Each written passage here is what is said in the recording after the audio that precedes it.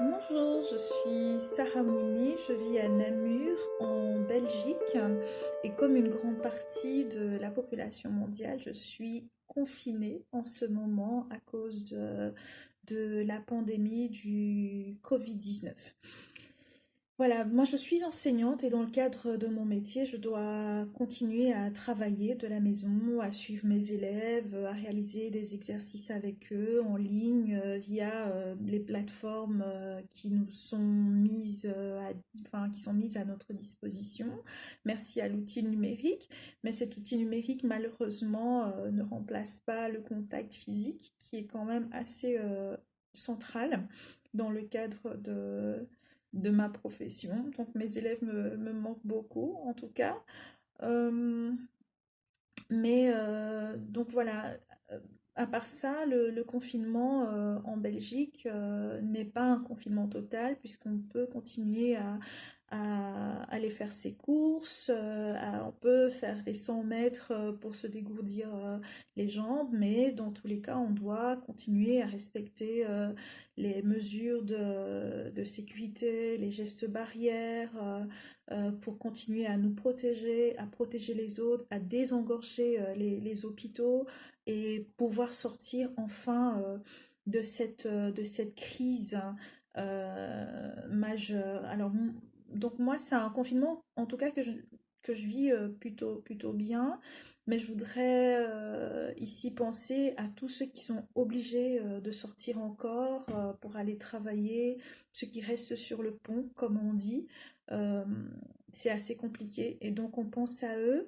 Donc on pense aussi à tous ceux des femmes qui sont enfermées avec un mari violent, des personnes qui doivent faire face à nouveau à, à l'alcoolisme, à la drogue, les enfants qui sont enfermés dans des familles violentes. On pense aux travailleurs qui ont perdu leur boulot, aux travailleurs du sexe aussi, par exemple, pour qui c'est compliqué, qui ne sont pas protégés. Euh, et ce qui m'amène à penser à l'Afrique, où une grande partie de la population travaille dans le secteur informel, c'est-à-dire qu'il gagne sa vie au jour le jour et pour qui le confinement est quand même quelque chose d'assez surréaliste. Euh, j'ai envie de dire que cette crise nous montre à nouveau ce qu'on sait déjà, c'est les inégalités. Les inégalités, elles sont criantes dans notre société et on ne peut pas continuer à faire comme si on ne les voyait pas, comme si elles n'existaient pas. Et c'est peut-être une des dernières chances que nous avons de prendre conscience de ces inégalités-là, de prendre à bras le corps le problème de la société. Il n'est pas normal que dans un monde aussi riche ou dans un continent africain aussi riche que les gens vivent dans une extrême pauvreté. Aujourd'hui, c'est le Covid-19, mais tous les jours, c'est le paludisme, c'est le choléra, etc. Euh, alors que c'est des choses, ce sont des maladies qu'on peut vaincre. C'est le moment aussi de soutenir la recherche sur le terrain.